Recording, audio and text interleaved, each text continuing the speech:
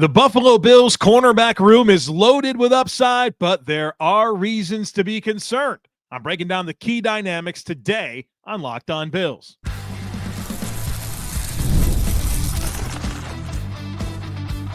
You are Locked On Bills, your daily Buffalo Bills podcast. Part of the Locked On Podcast Network, your team every day. What's up, Bills Mafia? It's Joe Marino, author of the Herd Mentality Substack, co-host of the Locked On NFL Scouting Podcast, co-host of the NFL First Read Podcast, and I'm your host of Locked On Bills. Want to thank you for making Locked On Bills your first listen every day, and a big welcome and shout out to our everydayers. You know who you are. Those of you who never miss a single episode, I appreciate y'all being here very, very much. I'd also like to invite you to subscribe or follow for free on YouTube or wherever you listen to podcasts. We're part of the Locked On Podcast Network, your team every day. Today's episode is brought to you by Gametime. Download the Gametime app, create an account, and use code LOCKEDONNFL for $20 off your first purchase. Well, folks, welcome in. We're talking corners today on this podcast, and boy, there's a lot to get into. A lot of new players, a lot of returning players to this mix, and it creates for some very interesting dynamics. And like we've done for the other position groups, I want to discuss this through the lens of reasons to be curious, reasons to be concerned, and we'll start with reasons to be excited about the Bills corners in 2025. And the number one reason is that dude, Christian Benford. I'm excited about him. He's had such a great start to his career, and he's ascending, and he's been outstanding over the last two seasons. And, of course, the Bills signed him to a long-term extension, so he'll be around. And that's great news because this guy has been every bit of a top 5 NFL corner over the last two seasons. And he's a versatile player that can function in man coverage, press coverage, zone. He's got ball skills. He tackles. He plays the run. He's outstanding. Looking at 2023, let me give you some numbers here. Played 16 games. 9 of them, he allowed less than 25 yards receiving. He allowed 2 or fewer catches in 10 of 16 games. He allowed more than 50 yards just 3 times in 16 games in 2023. What did he do for an encore in 2024? Well, 12 of 18 games, under 25 yards allowed. He allowed more than 50 yards in just 3 of 18 games and allowed 2 or fewer catches in 12 of 18 games. That dude just doesn't give up much. In fact, last year, he gave up the fewest yards per coverage snap in the NFL. That's right, number one, nobody better. Allowed 1 reception per 15.8 coverage snaps, 4th best in the NFL. He's missed 3 tackles combined over the last 2 seasons. Does it all. A-plus dude, highly competitive, physical. Dude is a baller, and he's locked up. That is the guy in that cornerback room, and the Bills got a good one. So that's the number one reason I'm excited. Number 2 is his new running mate, first-round pick, Maxwell Harrison. Really, really dynamic skill set. All the athleticism you could ever want. And I've said this before, and I'll say it again. It's not very often that you watch a player on tape and you think to yourself, yeah, that guy runs 4.2. Because that's such a rare place to be. You might say, oh, that's probably a 4.3 guy. But to watch tape and say, that's a 4.2 corner, and then he goes out and runs 4.2s. Special athlete. And he's got ball skills. And he's aggressive. And the word that just overwhelmingly comes to mind when I watched Maxwell Harrison play at Kentucky was he hunts. He hunts the ball, whether it's in the air or it's in somebody's hands. He's aggressive. He's physical. Dynamic athlete. Little lean, right? But a lot of indication that he's kind of finding some bulk. But the upside of this duo of Maxwell Harrison and Christian Benford is exciting. It's the highest upside duo this team has had under Sean McDermott. It's no longer, hey, a really good corner and then a get-by guy at CB2. No, this guy has the potential to be a really high-impact playmaker. And I love how his arrival creates more coverage options for the Bills defense. They don't have to play as much off coverage. They don't have to play as much zone. They can play press man. They can get up and crowd receivers at the line of scrimmage and trust that you have the athleticism to mirror and stay in phase down the field and carry these routes. There's a lot more on the menu for Bobby Babich and company when you have a skill set like Maxwell Harrison. Number 3 under reasons to be excited, it's the competition. Some really good competition throughout this corner depth chart. Now, we know Taron Johnson's going to start in the slot. We know that Christian Benford's going to start at one of the cornerback spots on the outside. After that, you've got competition. Legit battle between Trey White and Maxwell Harrison to be the starter across from Benford. And we know it's only a matter of time that it is Harrison, but he's going to have to earn it, and he's going to have to earn it over Trey White. That's exciting. Competition is going to bring out the best in everyone. And then when you consider the depth beyond Trey White, Dane Jackson versus Jamarcus Ingram versus Dorian Strong for probably 2 roster spots. That's good competition. Established player in the scheme in Dane Jackson. A guy that has found his way in Jamarcus Ingram. And a rookie that was a good player at Virginia Tech in Dorian Strong. That's good competition for 2 spots. So I'm excited about that. And then the last thing I have down under reasons to be excited is Taron Johnson with an improved ecosystem. You know, Taron Johnson's a great player. And he made some huge plays last year. But I would say overall for Taron Johnson, it was a down year for him in coverage. And I'm not sure a lot of that's on him. You think about the way the Bills play defense, pretty much living in nickel 80% of plays. They're in nickel or dime 97% of snaps. And so much of the design of the defense is putting Taron Johnson in positions where a lot of that's kind of funneled towards him based on the leverage of the defense. Puts a lot on him, not to mention the run fitting responsibilities that he has. But the Bills had a good amount of instability on the second level, whether it was Taron Johnson missing time or Balin Spector having to start several games. And they had a lot of instability there. You had new safeties this year. Rasul Douglas lost a step. Your pass rush wasn't as good. And I think all of that affects Taron Johnson. And I can't promise that all of those things will be better this year, but there's certainly pathways for them to be improved, which I think will unlock more of Taron Johnson and his ability to be more sound in coverage. So reasons to be excited. That dude, Christian Benford, the new dude, Maxwell Harrison, really strong competition throughout, and Taron Johnson with an improved ecosystem around him. All right, coming up next, reasons to be concerned. There are some of those as well. We'll break them down here next, folks. Be sure to stick with me. We've all been there, logging on early and waiting forever for concert tickets to go on sale, only to lose your spot for a show you've been dying to see. Live music should be about making memories, not dealing with the stress of ticket shopping. That's where Gametime comes in. Gametime makes getting concert tickets faster and easier than ever. Prices actually drop as it gets closer to showtime, and you can save up to 60% with their killer last-minute deals. Ever wonder what your view will actually look like before you buy? The app shows you a panoramic seat view, so there are no surprises. And speaking of no surprises, with Gametime, the price you see is the price you pay, no hidden fees. So take the guesswork out of buying concert and show tickets with Gametime.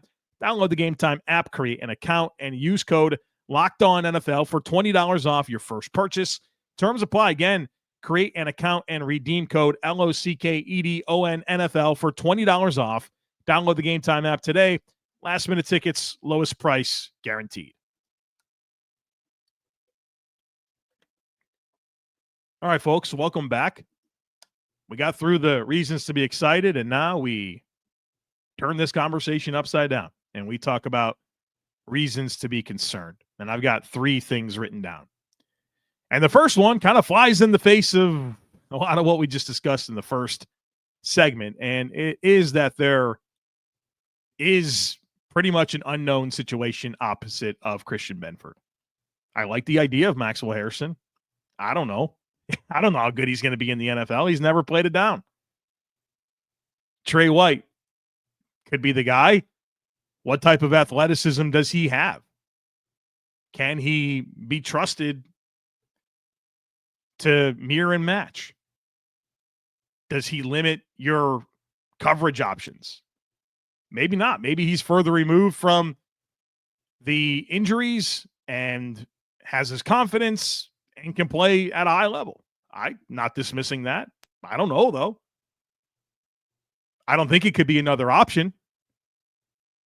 If the Bills get down to the Dane Jacksons or the Dorian Strongs or the Jamarcus Ingrams to start, well, you're not real satisfied with that.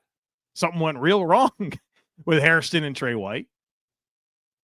Now, look, I think this is life in the NFL. You have to be comfortable with levels of uncertainty. There's going to be unknowns that you have to deal with on a yearly basis. How good's Terrell Bernard going to be? We didn't know. We didn't know when he got his first opportunity to start. How good Osiris Torrance going to be? Who knows? James Cook is the lead running back. Who knows?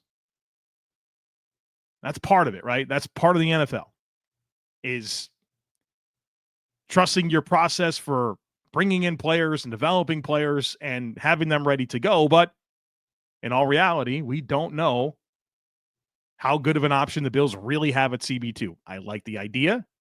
I like the possibilities. Just don't know. Number 2 is Christian Benford's availability. It's an unfortunate part of the reality of how things have gone in 3 seasons in Buffalo. He's been banged up. Go back to his rookie season in 2022. Had a right hand fracture in week 3 that caused him to miss 2 games. He had an oblique strain in week 12 that put him on injured reserve and missed 4 games. 2023, missed 1 game with a right shoulder injury, missed 1 game with a hamstring injury, and he missed 1 game with a knee injury that happened in the wild card game that kept him out of the Chiefs playoff game that the Bills ultimately lost in 2023. In 2024, left wrist injury, he missed 1 game due to that, and then he had a concussion in the divisional round, and then a concussion in the AFC Championship game that he forced to leave the game early, and we all saw Kyer Elam come in and fall all over himself. So yeah, Christian Benford's an A-plus player, but has had some availability issues. And in fact, at the end of the year, each of the last 3 seasons, he hadn't been around when you absolutely needed him. So hopefully that can change. I think we've seen the Bills players, some guys have some injury stuff earlier in their career that it settles in, and hopefully that's the case with Christian Benford, but you can't ignore it when it comes to conversations about him in this Bills cornerback room. Number 3, under reasons to be concerned, is just generally keeping the right ones. This puzzle at corner and safety is just very difficult for me to solve. I'll talk a lot more about it in the next segment. I think the Bills will probably keep 10 defensive backs, probably 6 corners and 4 safeties. And some of that's pretty straightforward, but when you start to sort out the depth, it gets a little tricky, especially when you're starting to figure out like Jordan Hancock and Cam Lewis. Do they really factor into this corner conversation? Are they more safeties? Are they more slot players? Does Brandon Codrington have a spot? Picking between the 2 out of the 3 of Dane Jackson, Jamarcus Ingram, and Dorian Strong. I want this team to make the right choices, and I hope that with those choices, they're keeping in mind youth and upside. Like, I would much rather the Bills roster Ingram and Strong over Dane Jackson. I don't know that there's a world for all 3 of them on this team. I think it's a little tricky. I'd like the Bills to roster Jordan Hancock over Cam Lewis. We'll talk about that here in just a moment. But I think there's some big-time dominoes here. There's a big puzzle to put together. Special teams matter a lot for it. I think the receiver conversation impacts the corner conversation. Your punt return decision has a lot to do with who you keep at corner. So, yeah, I'm concerned about sorting that out and ultimately landing in the right spots. You don't want to see the Bills miss out on a player. I mean, look at what happened with Alex Austin. It looks like he's going to be a good player for the Patriots. Maybe a depth player, but a very serviceable guy that's played well. Now, there's been a lot of players the Bills have drafted and couldn't retain due to numbers that it's been inconsequential. Rashad Wildgoose, I mean, that was a nothing burger. Luke Tenuta, Jack Anderson, Nick Broker. Like, it's not always one, decisions that wind up hurting you, but can be. And I'd hate for the Bills to not roster Dorian Strong and miss out on a player that can be a good depth player for a number of years because there's just more comfort with Dane Jackson in the event that the Bills have 2 injuries at corner and he has got to play, right? Like, I want the Bills to lean into youth and upside over, hey, the safe floor that we know that this player can provide, that even if it's a really modest level of impact. So reasons to be concerned. It's the unknowns, the reality of the unknowns at CB2. It's Christian Benford's availability, especially late in the season where the last 3 years he hadn't been around. And then just keeping the right ones and making the right decisions. All right, coming up next, reasons to be curious. And I'm going to really do my best to kind of sort out this depth situation and the dynamics in place there, because that's where my curiosity comes. We'll do that here next, folks. Be sure to stick with me.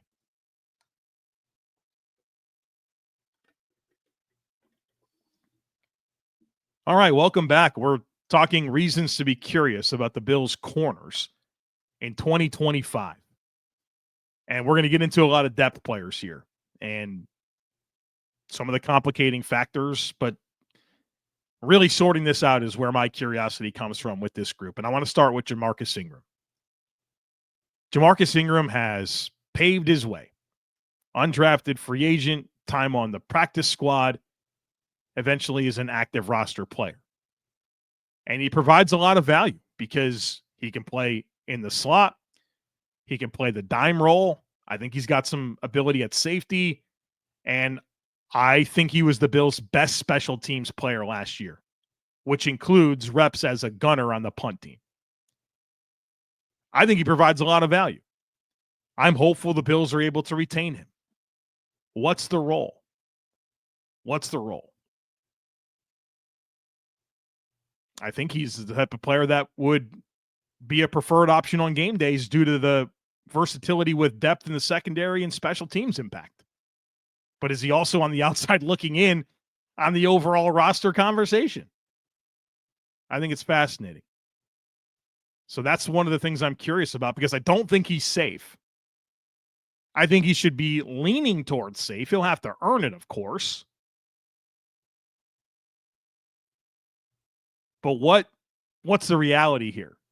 I'm curious to find out. Number 2 is Brandon Codrington. And I know that really he's a kick and punt returner. But does he make this team? And maybe that sounds crazy to even talk about because he had a really good rookie season as a returner. I'm not debating that at all. I think he's a very good punt and kick returner for the Bills.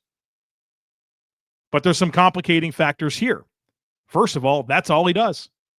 He doesn't cover kicks and punts. He can't play defense. Does he provide enough overall value as literally just a returner? You're going to have to stiff arm somebody else off this roster for that. And that's why I continue to say I'm hopeful that Elijah Moore is this team's punt returner, because that's a big domino for me in terms of this sorting itself out in a logical way. So does he make it? Can he expand his role? I think he's really limited. Not very big, not very dynamic athletically. And boy, was he rough. He's rough to watch in limited times playing corner. I think there's a lot to figure out there. If you're only going to keep 6 corners, if one of them's Codrington, you're going to have to say goodbye to another player that's going to hurt a little bit. Then lastly, under reasons to be curious, is this Jordan Hancock, Cam Lewis dynamic.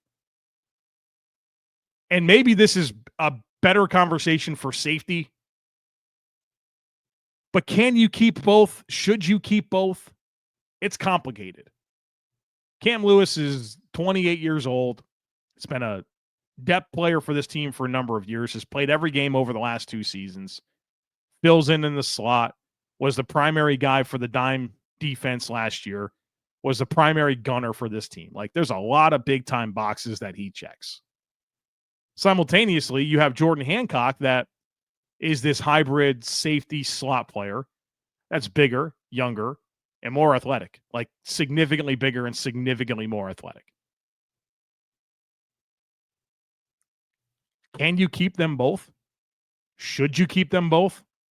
When you have a complicated scenario, redundant players, especially when one is a low-cost veteran that's small and slow versus a low-cost rookie that is big and fast.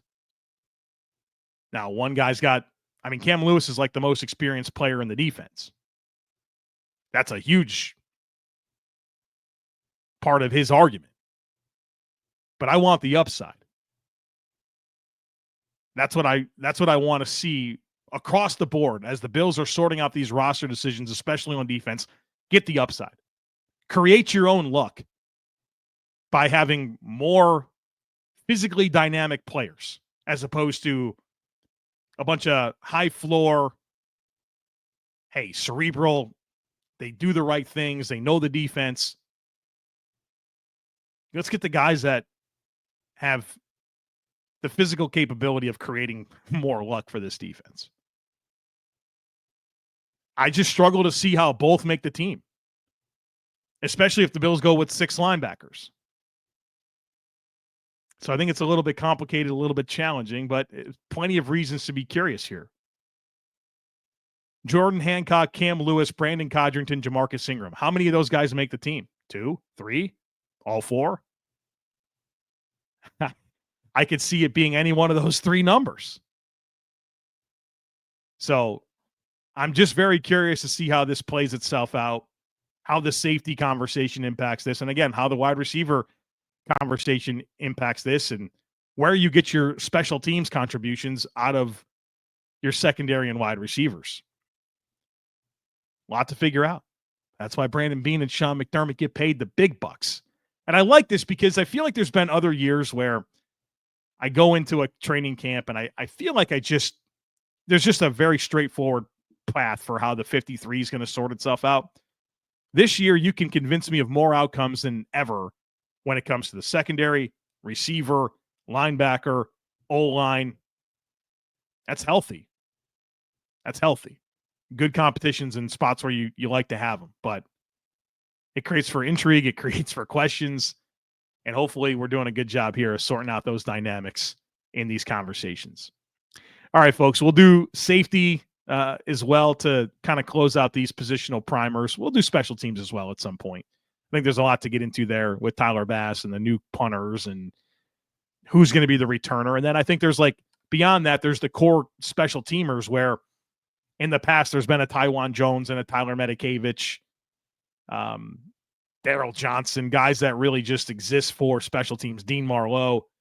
Who are this year's iteration of those players? And the Bills have quite a few vacated special team snaps. Where do those come from with this group? I think there's a lot to sort out. So we'll get to those types of conversations as well as we are knocking on the door of training camp beginning. All right, folks, that's going to do it for us here today on the podcast. Thanks for being here. As always, I kindly ask that you share, subscribe, rate, and review. Have a great rest of your day. Go Bills. And I look forward to catching up with you again real soon.